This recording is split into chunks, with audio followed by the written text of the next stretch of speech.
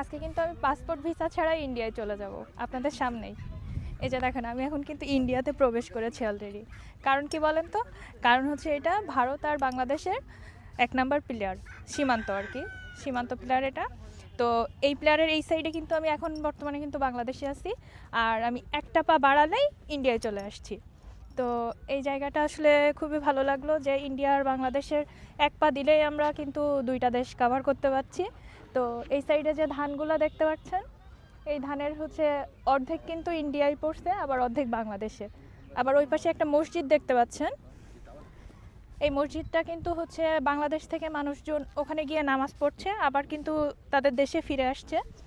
India আর বাংলাদেশের দুই দেশের মানুষই কিন্তু এখানে নামাজ পড়ছে। আর তার মধ্যে এই যে এখান থেকে বয়ে গেছে একটা নদী, নদীটা হচ্ছে ইসামতি নদী। আর ওই সাইডে ইন্ডিয়ান ভাটাগুলো আমরা দেখতে পাচ্ছি।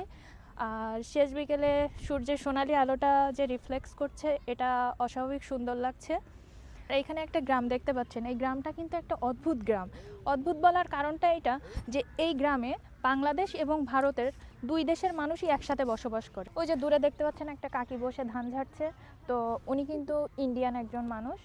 আর এই সাইডে কিন্তু একটা আঙ্কেল দাঁড়িয়ে আছে, ইনি আমাদের বাংলাদেশেরই একজন মানুষ।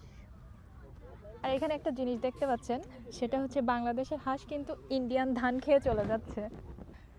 এগুলো দেখতেই মূলত আজকে এখানে আসা। তো সবাই ভালো থাকবেন।